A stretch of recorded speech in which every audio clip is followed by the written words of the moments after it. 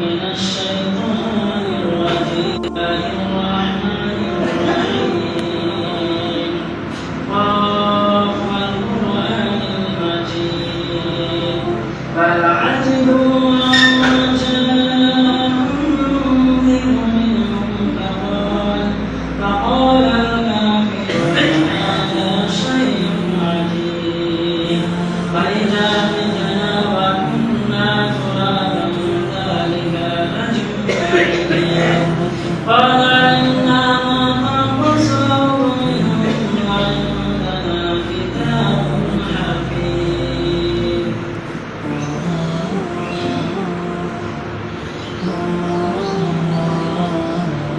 الحمد لله رب العالمين والصلاة والسلام على رسول الله أعوذ بالله من الشيطان الرجيم بسم الله الرحمن الرحيم فلن تجد لسنة الله تبديلا وقال النبي صلى الله عليه وسلم فاتقوا الدنيا واتقوا النساء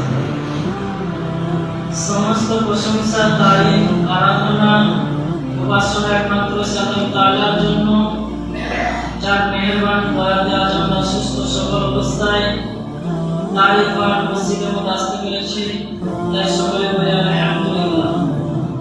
তারপরে পরে বিশ্ব নবীর উপরে দরুদ ও সালাম বর্ষিত হোক। আল্লাহুম্মা সাল্লি আলাইহি আল্লাহুম্মা বারিক আলাইহি। সম্মানিত উপস্থিতি, আজ আলোচ্য বিষয় মুসলিম জাতির অধঃপতনের কারণ আমাদের করণীয়। ইতিহাসের দিকে লক্ষ্য করলে একটা জিনিস অবশ্যই নজরে পড়ে, অবশ্যই জানা যায় যে রাসূলুল্লাহ সাল্লাল্লাহু আলাইহি ওয়াসাল্লাম নবী হওয়ার পর থেকে নিয়ে কাফেরদের সংখ্যা, মুশরিকদের সংখ্যা মুসলমানদের তুলনায় বহু গুণ বেশি ছিল, অনেক বেশি ছিল। তারপরে মুসলমানদের সংখ্যা অত্যন্ত কম হওয়ার পরেও তারা স্বাধীনতা অর্জন করেছে, তারা জয়ী হয়েছে। একটাই কারণ, সেটা হচ্ছে তাদের ঈমানি পাওয়ার, তাদের তাওহীদ, একতাবাদ, আল্লাহর প্রতি দৃঢ় বিশ্বাস মজবুত ছিল। আর আজকে পুরো বিশ্ব জুড়ে মুসলমান লাঞ্ছিত, অপমানিত, পদদলিত হওয়ার একটাই কারণ যে আজ মুসলমানদের ভিতরে সেই পাওয়ার, সেই ওষুধ তাওহীদটা মরে গেছে, তাওহীদটা নেই, একতাবাদ নেই আজ মুসলমানদের ভিতরে। পুনরায় সেই মুসলমানদের ন্যায় যদি আমরা নিজের স্বাধীনতা, নিজের সচ্ছলতা যদি আমরা অর্জন করতে চাই, তাহলে আমাদের ভিতরে সর্বপ্রথম যেটা জাগিয়ে তুলতে হবে সেটা হচ্ছে তাওহীদের ক্ষমতা, তাওহীদের পাওয়ার। নিজের ঈমান, বিশ্বাস, ইয়াকিন মজবুত করতে হবে, তবে আমাদের পুনরায় সেই স্বাধীনতা, সেই সচ্ছলতা ফেরত আসবে। আর আমরা যদি তাওহীদ থেকে, একতাবাদ থেকে যদি দূরে সরে যাই, তাহলে যেভাবে আমরা অত্যাচারের শিকার হচ্ছি, আগামীতেও হতেই থাকবো। আজ পুরো বিশ্ব জুড়ে মুসলমান যে পদদলিত বা জুলুমের শিকার হচ্ছে, তার 10টা কারণ। এই 10টা কারণ থেকে আমরা যদি নিজেদেরকে বাঁচিয়ে নিয়ে বেঁচে থাকি, তাহলে অবশ্যই আমাদের উপরে যত বড়ই কঠিন জালেম বাদশা নিয়োগ হোক না কেন, আসুক না কেন, আমাদেরকে হিলাতে পারবে না, পুনরায় আমাদের বিজয় হবে। সেই 10টা কারণ আমাদের মধ্যে ফুটিয়ে তুলতে হবে। আল্লাহ রাব্বুল আলামিন কঠোরভাবে আমভাবে সকলকে জানিয়ে দিলেন সূরা ফাতিরের 31 নম্বর আয়াতে যে ফালাম তাজিদা লিসুন্নাতিল্লাহি তাবদীলা, তোমরা কোনো অবস্থাতেই আল্লাহ রাব্বুল আলামিনের বিধানের পরিবর্তন পাবে না। তাহলে আল্লাহ রাব্বুল আলামিন যে কথা স্পষ্টভাবে দিয়েছে যে যারা ধৈর্য ধারণ করে আমার প্রতি ভরসা রাখে, আমি তাদের জন্যই যথেষ্ট, বহু জায়গায় বলেছে। তাহলে সাহাবারা আল্লাহর প্রতি ভরসা রেখেছিল, বিশ্বাস রেখেছিল, তারা পূর্ণভাবে দৃঢ় ছিল বলে তাদেরকে আল্লাহ সাহায্য করেছে, তারা লাভবান হয়েছে, তারা বিজয় অর্জন করেছে। আর আজ আমরা নিজেদের ভিতরে সেই তাওহীদের একতাবাদ, আল্লাহর প্রতি পূর্ণ দৃঢ় বিশ্বাস, ভরসা না থাকার কারণে আজ আমরা সংখ্যায় পূর্বের তুলনায় অনেক বেশি হয়েও আজ জুলুমের শিকার হচ্ছি। তার প্রথম কারণ দ্বীন ইসলাম শিক্ষা, তাওহীদের শিক্ষা থেকে একনিষ্ঠ তাওহীদ কি, এই দ্বীনি শিক্ষা থেকে নিজেরা সরে গিয়েছি, সমাজকে দূরে সরিয়ে দিয়েছি, নিজের ছেলে মেয়েদের ইসলামের শিক্ষা থেকে দূরে সরিয়ে দিয়েছি। অথচ এই কাজটা সর্বপ্রথম ফরজ।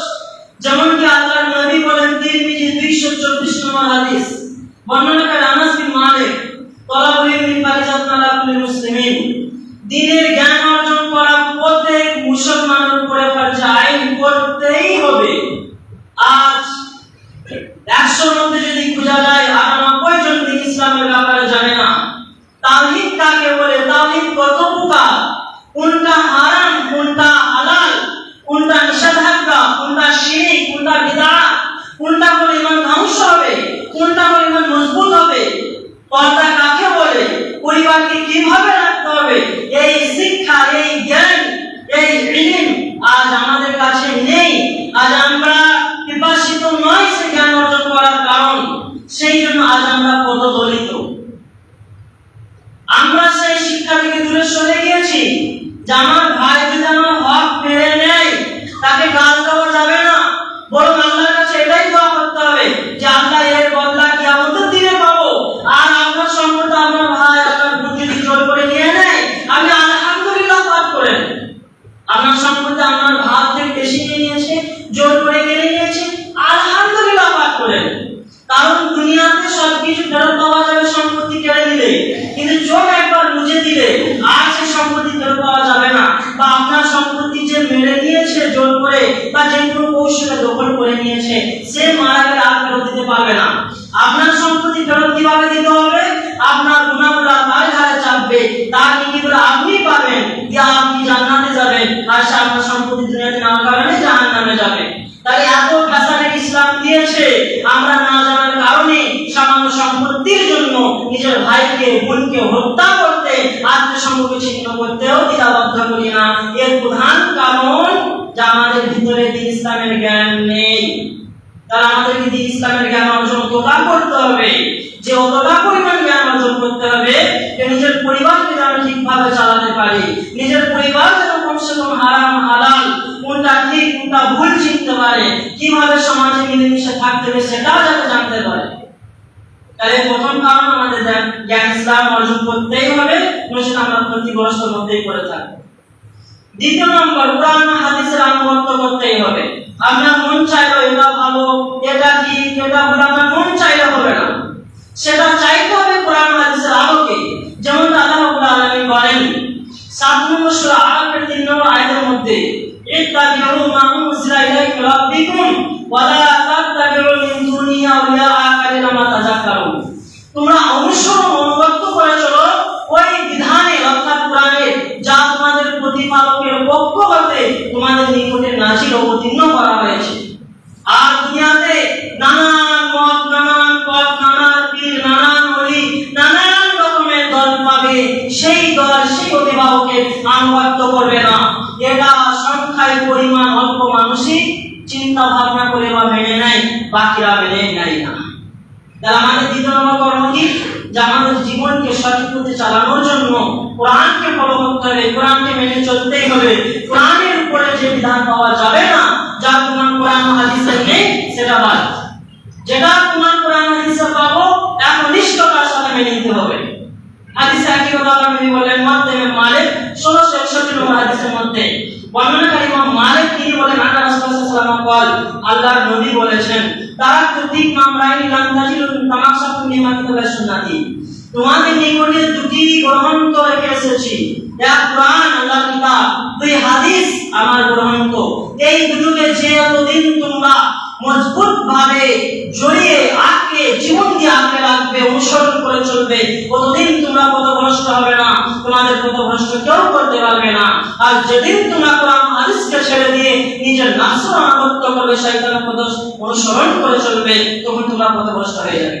আর সেম আমাদের সমাজে মানুষকে যদি বলা হয় বিয়েতে আইবর ভাত খাওয়ানো হারাম, বিয়েতে কন্যা হারাম, বরযাত্রী হারাম, ঢোল বাজানো হারাম, বেপরদা সিস্টেম হারাম, চলবে না, আজ আমরা মানতে বাধ্য নয়, আমাদের কষ্ট লাগে, আমরা মানতে চাই না। এত কি মানা যায়? এই যে শব্দটা ব্যবহার করেন, এই শব্দটা দুনিয়ার জন্য চোখ বুঝে দিলে ফেরেশতা মেনে নেবে না, কোনো কথাই চলবে না আপনার, সেইখানে কেউ আপনাকে বাঁচাতে যাবে না। নিজেকে বাঁচতে হলে দুনিয়ায় মেপে যোগে পা ফেলতেই হবে, কারণ দুনিয়াটা চিরস্থায়ী নয়। আমরা সকলেই জানি মরতে হবে আজ আর কাল, কিন্তু চিরস্থায়ী ভেবে মৃত্যুবরণ করলে তার মতো হতভাগা কেউ নেই, বরং দুনিয়াটা পরীক্ষাগার। এইভাবে চলাফেরা করে মৃত্যুবরণ করলে আপনি হবেন সফল কাম ব্যক্তি। চতুর্থ নম্বর কারণ তাহলে আমরা দ্বিতীয় নম্বর কারণ বুঝতে পারলাম যে আমাদের কোরআন ও হাদিসের আনুগত্য করতেই হবে। তৃতীয় নম্বর কারণ যে আমরা আল্লাহ ও রাসূলের নির্দেশ এবং সাহাবাদের নীতি, তাদের যে চলার পথ, যারা যে পথে চলেছে সেই পথের অনুসরণ আমরা করি না, বরং আমরা বাপ-দাদার পথের অনুসরণ করে চলার কারণে আজ আমরা পথভ্রষ্ট। অথচ আল্লাহ রাব্বুল আলামিন কোরআনে স্পষ্টভাবে ঘোষণা দিলেন 59 নম্বর সূরা হাশরে আয়াত নম্বর 7 এর মধ্যে, ওয়ামা আতাকুমুর রাসূল ফাখুযু ওয়ামা নাহাকুম ফান্তাহু ওয়াত্তাকুল্লাহ ইন্নাল্লাহা শাদীদুল ইকাব। রাসূল তোমাদের যা দিয়েছে তা গ্রহণ করে নাও, ধারণ করে নাও, মজবুত ভাবে ধরো। যা নিষেধ করেছে তা ছেড়ে দাও, তার ধারে পাশে যাবে না। তারপর বলছেন আল্লাহকে ভয় করো। কেন? যে রাসূল যে রাস্তা দেখিয়েছে, নামাজ পড়তে বলেছে, করতেই হবে, ছাড়তে বারণ করেছে, ছাড়া চলবে না।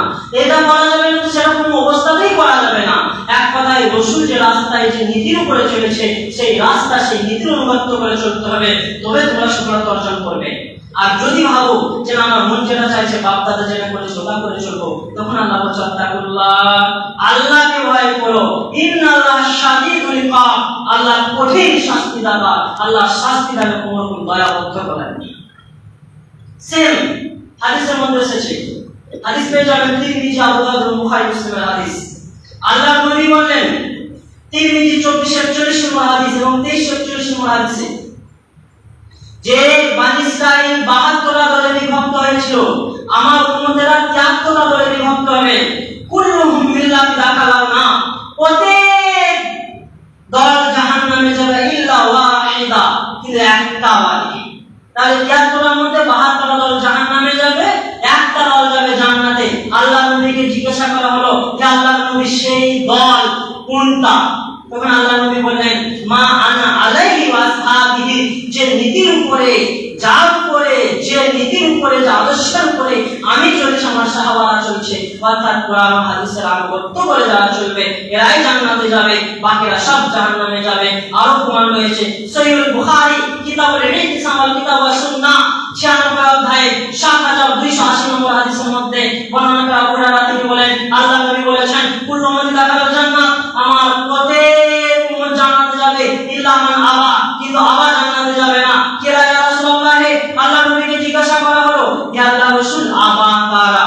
তখন আল্লাহ নবী বললেন, মান আতানি দাখালাল জান্নাহ, যে আমার আনুগত্য অনুসরণ করে চলবে সে বিনা হিসাবে জান্নাতে যাবে। ওমান আসানি ফাকাদ আবা, কিন্তু যে আমার আনুগত্য করবে না, আমার শরীয়ত মেনে চলবে না, ওরাই আবা, ওরাই পথভ্রষ্ট, ওরাই জাহান্নামী।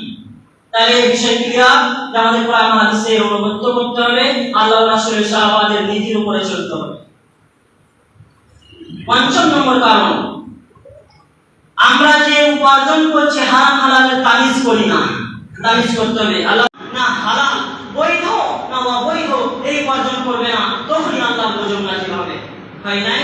4টে গজব চলছে, ভালো করে দেখেন। এক, গুমরাহি, যে ঠিক ভুল আমরা বিবেকের মধ্যে, আমাদের বিবেকে ঢুকে না, আমরা চিন্তা ভাবনা করে দেখি না। 2, অশান্তি। আজকে দেখে পরিবার অশান্তি নেই, ছেলে বাপকে মানে না, মাকে মানে না, বয়স্ক মানুষ রাস্তাঘাটে বসে থাকলে যারা যুবক তারা মানে না, বয়স্কদের সামনে বিড়ি খেতে খেতে চলে যায়, সাইকেল চালিয়ে মোটরসাইকেল নুঙ্গিয়ে চলে যায়, রাস্তাঘাটে ছেলে মেয়ে হাত ধরে চলাফেরা করে, ছোট বড় কোনো তামিজ করে না, এটা আল্লাহর গজব। 3 নম্বর গজব, অশান্তি করে করে 3 নম্বর গজব, যখন তখন পানি, যখন তখন গরম, এই যে অশুদ্ধ জিনিস ঘটছে। 4 নম্বর বড় গজব, যে আল্লাহ রাব্বুল আলামিন বলেছেন, ওই রকম যখন আমার উম্মতেরা হারাম হালালে তামিজ করবে না, তখন জালেম শাসককে নিয়োগ করে দেব, তারা জুলুম করবে, অত্যাচার করবে আমার উম্মতের উপরে। আজকে দেখেন ইসলামের বিদ্বেষী জালেম শাসক ওদের মধ্যে বসে আছে, এবং আমাদের কর্মী।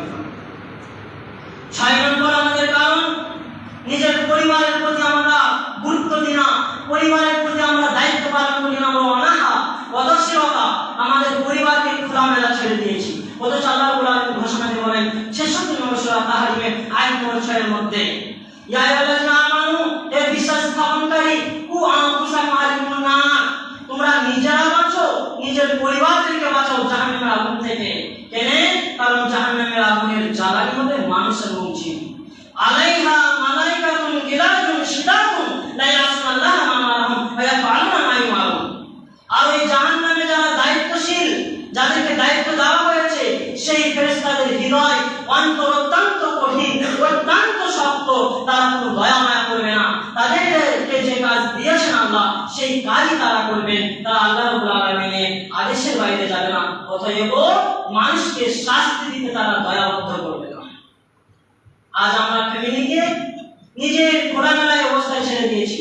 আমার যুবতী কন্যা কোথায় গেছে, কোথায় কি করছে, ঘর থেকে বাইরে হলো, কার সাথে স্কুল যাচ্ছে, কার সাথে কলেজ যাচ্ছে, কটায় বাড়ি ফিরছে, কেমন ভাবে ফিরছে, খোঁজ খবর রাখি না। আপনি জানেন না, আমরা যুবতী মেয়ে যখন পদার্পণে চলে যাবে, যখন জৈবনে এসে যাবে, তখন আপনি বাপ বা ভাই ছাড়া সেই মেয়েকে ঘরে বাউন্ডারির বাইরে যেতে দিতে পারবেন না, সেই মেয়েকে আপনি বেপরদায় বাইরে যেতে দিতে পারবেন না। আপনি আমানতকে খেয়ানত করছেন। আপনার মেয়ে আপনার কাছে আমানত, আপনার কাছে মূল্য নয়। আপনি ততক্ষণ পর্যন্ত দায়িত্বশীল একজন ভালো ছেলের হাতে আপনার মেয়েকে তুলে দিবেন। সেই ছেলে খুশি হবে, বাসর ঘরে স্ত্রীর সামনে দাঁড়িয়ে তাকে আল্লাহর দোহাই দিয়ে, আল্লাহর কসম দিয়ে বলবে যে আমার স্ত্রী, তুমি আল্লাহর কসম দিয়ে বলো, আজ তোমার মুখের চেহারা আজ আমি প্রথম দেখছি। তুমি আমাকে ছাড়া কাউকে তোমার চেহারা দেখাওনি। আজ তুমি আমাকে প্রথমে স্পর্শ করতে দিচ্ছ দেহে, আমার আগে তোমাকে কোনো ছেলে স্পর্শ করেনি। আজ আমি তোমাকে প্রথম গিফট দিচ্ছি, উপহার দিচ্ছি, এর আগে কোনো ছেলে তোমাকে উপহার দেয়নি। আজ তোমার সাথে মন খুলে গল্প করছি, এর আগে কোনো ছেলে তোমার সাথে এইভাবে গল্প করেনি। তাই একা করে তোমার সাথে গল্প করেনি। আজকে 100টার মধ্যে 99টা নেই। আল্লাহর কসম দিয়ে বলতে পারবে না যে আজ আমি আমার স্বামী যা আমাকে প্রথম স্পর্শ করছেন, প্রথম দেখছেন, প্রথম কথা বলছেন, প্রথম উপহার দিচ্ছেন, এইরকম গ্যারান্টি না পাওয়ার একটাই কারণ, যা আমরা নিজের পরিবারকে খোলামেলা ছেড়ে দিয়েছি। আল্লাহর সামনে কিভাবে দাঁড়াবেন, কিভাবে আল্লাহর কাছে দোয়া কবুল হবে? কেন জালেম শাসক আমাদের উপরে অত্যাচার জুলুম করবে না? আজ আমরা নিজেরাই ইসলামের রাস্তা থেকে সরে গেছি। সেম কথা সেই বুখারী কিতাবুল জুমআহ অধ্যায়ে 893 নম্বর হাদিসে এসেছে। বর্ণনাকারী আব্দুল্লাহ ইবনে আমর তিনি বলেন, আল্লাহর নবী বলেছেন, বড় হাদিসের ছোট টুকরো, যার রাজুল রাই ফি আহলিহি ওয়া মাসউলুন রায়াতিহি, একজন পুরুষ তার পরিবারের ব্যাপারে দায়িত্বশীল, যদি আমাদের খেয়ানত করে, দায়িত্ব যদি শিশুর পরিমাণে এদিক ওদিক করে, কিয়ামতের দিনে তাকে দায়িত্বের ব্যাপারে জিজ্ঞাসা লাগবে। আগে আমরা ছেলে কোথায় যাই খোঁজ রাখেন, আমার স্ত্রী, একজন মাঝি, ডোম, দোকান, হাড়ি, মুচি, বাগদি, একজন দইওয়ালা, একজন আপনার কাপড় বিক্রিওয়ালা গ্রামের মধ্যে চলে আসে, আর আপনার স্ত্রী তার কাছে যে কেনাকাটা করে, আপনি বাধা দেন না। আপনি কেমন ধরনের পুরুষ? আপনার তো লজ্জা করা দরকার। আপনার প্রাণপ্রিয় স্ত্রী যা আপনাকে সব থেকে বেশি শান্তি দেয়, সেই স্ত্রীর রূপ চেহারা যেটা দেখার অধিকার শুধু আপনার, কিন্তু তার রূপ চেহারা একজন মাঝি, একজন ডোম, একজন বাগদি দেখছে, আর আপনি কিছুই বলতে পারেন না। আল্লাহর গজব আসমানে নেমে। 7 নম্বর কারণ, দুনিয়ার পিছনে আর মহিলাদের পিছনে আমরা বিলাসিতায় দৌড়ে বেড়াচ্ছি। আল্লাহর নবী বলেন, হাদিসটি রয়েছে সেই বুখারী মুসলিম আবু দাউদের মধ্যে, যে দুনিয়াটা হচ্ছে একটা সবুজ বাগানের মতন, যেটাকে দেখতে অত্যন্ত ভালো লাগে, কিন্তু ঘাসের ভিতরে বিষাক্ত সাপ, বিষাক্ত প্রাণী লুকিয়ে আছে, যারা সবাই মানলেই মৃত্যু এসে যাবে, যারা সবাই মানলে আপনার খুশিকে পানি করে দেবে, আপনার জীবনকে বাতিল করে দেবে, বরবাদ করে দেবে। তারপরে আল্লাহ নবী বলছেন, সমগ্র তোমাদেরকে দুনিয়াতে আল্লাহ এই সবুজ পৃথিবীর ভিতরে পাঠিয়েছে পরীক্ষা করার জন্য, কেমন ভাবে আমল করো। তারপর আল্লাহ নবী মজবুত ভাবে বলছেন, ফাত্তাকুদ দুনিয়া ওয়াত্তাকুন নিসা, তোমরা দুনিয়ার চক্রান্ত, দুনিয়ার মায়া মমতা থেকে নিজেকে বাঁচিয়ে রাখো, আর মহিলাদের ফাঁদ থেকে নিজেকে বাঁচিয়ে রাখো। কেন?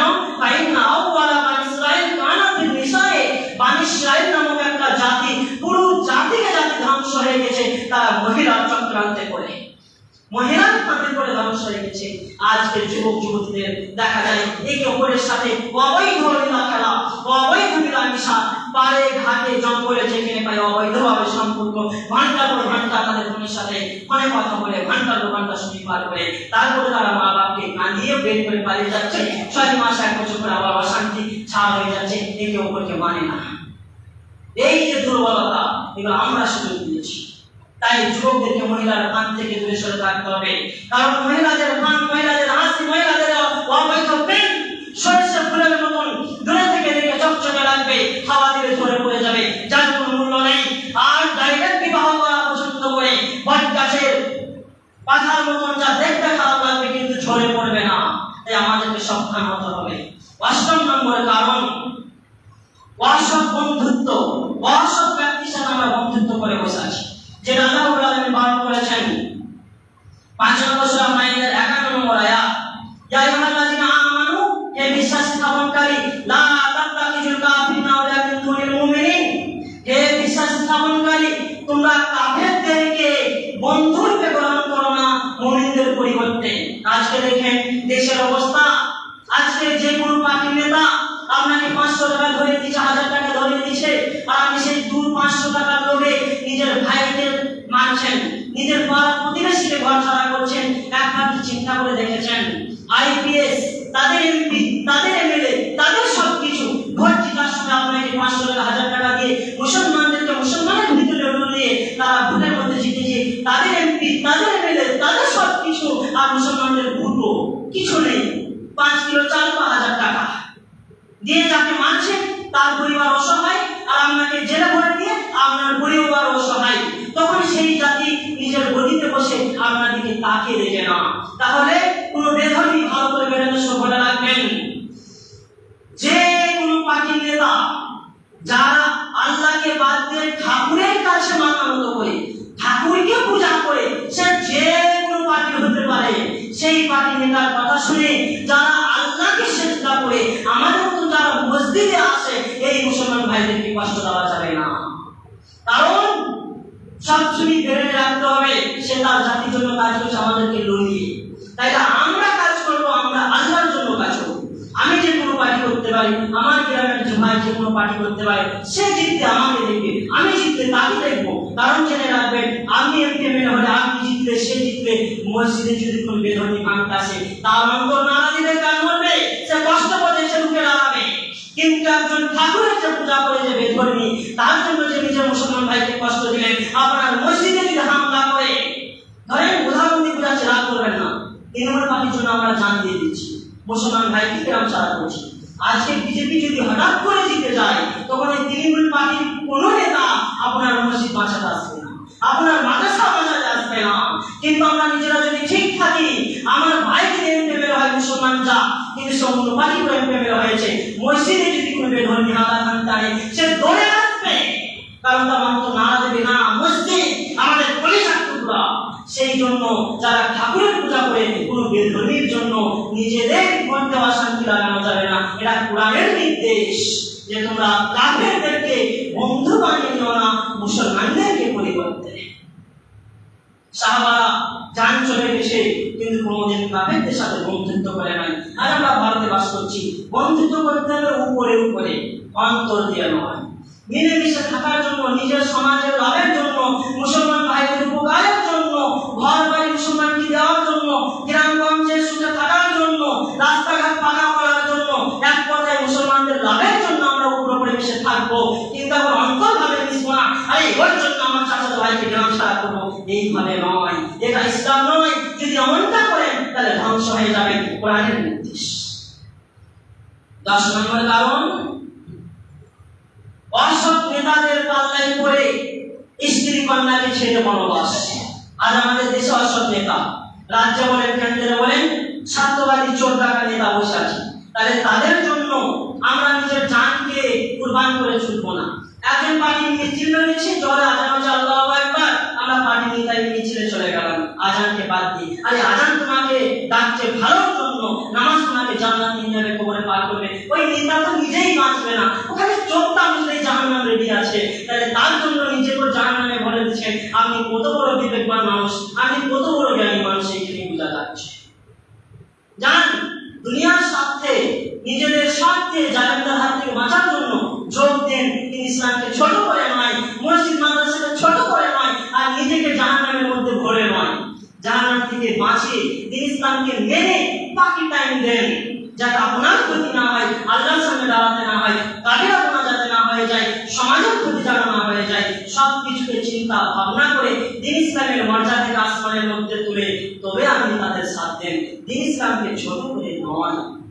এই 10টা কারণ যদি আমরা মেনে চলি, ইনশাআল্লাহ আমরা বিজয়ী হব, আমরা সুখে শান্তিতে থাকবো, আমাদের ঈমান মজবুত হবে, আমরা পাওয়ারফুল থাকবো। 10টা কারণ নিয়ে দিচ্ছি, ভালো করে শুনে রাখেন। 1, দিন ইসলামের শিক্ষা করতে হবে, পরিবারকে শেখাতে হবেই হবে। 2, পরিবারের প্রতি সচেতন, বেপরদা হালে তাদেরকে স্বাধীনভাবে ছেড়ে দেওয়া যাবে না। 3, ইনকাম করবেন, এমনভাবে ইনকাম করেন টাকার পাহাড় করেন, গুনাহ নেই, কিন্তু কাউকে কানিয়ে নয়, হারাম পথে নয়, বরং হালাল পথে করেন। 4 নম্বর, ভালো ব্যক্তির সাথে বন্ধুত্ব করেন, মুমিনদের সাথে, মুসলমানের সাথে বন্ধুত্ব করেন, শান্তি সুখে থাকার জন্য বন্ধুত্ব করেন, অশান্তি করার জন্য বন্ধুত্ব, অসৎ মানুষের সাথে নয়। 5 নম্বর কারণ, আপনি দুনিয়া মহিলাদের পিছনে পড়ে যাওয়া থেকে বরং নিজেকে মানুষ বানান, নিজেকে উপরে তুলে দুনিয়া এবং মহিলা আপনার পিছনে দৌড়বে, আপনি দুনিয়া মহিলার পিছনে দৌড়বেন না। 6 নম্বর কারণ, যারা নেতা নেতৃত্ব দিচ্ছে তাদের অনুসরণ করেন, এমন নেতা অনুসরণ করেন না যা আপনাকে ধ্বংসের মুখে ঠেলে দেবে। 8 নম্বর কারণ, সেটা হচ্ছে আল্লাহ রাসূলের সাহাবাদের নির্দেশে আনুগত্য করেন। 9 নম্বর কারণ, কোরআনের আনুগত্য করেন। 10 নম্বর কারণ, সেটা হচ্ছে বিলাসিতার পিছনে পড়ে নিজেকে ধ্বংসের মুখে বা নিজের নাফসের অনুগত করেন না, বরং নিজের নাফসের বিপক্ষে চলেন। এই 10টা নিয়ম মেনে যদি চলেন, ইনশাআল্লাহ আপনার ঈমান মজবুত হবে, তাওহীদের উপরে থাকবেন, আর যখনই মারা যাবেন শহীদের দরজায় মারা যাবেন, বিনা হিসাবে জান্নাতে যাবেন। আল্লাহর কাছে দোয়া করি, ও আল্লাহ তুমি আমাদের সকলকে এই 10টা কারণ মেনে চলার তৌফিক দাও, এবং তুমি আমাদের মুসলমান জাতিকে সঠিক পথে চলার তৌফিক দাও, আমিন। যারা মারা গিয়েছে তাদেরকে তুমি সুস্থতা দান করো, যারা মারা গিয়েছে তাদেরকে তুমি কবরে শান্তি দান করো, যারা অসুস্থ আছে তাদের সুস্থতা দান করো, যারা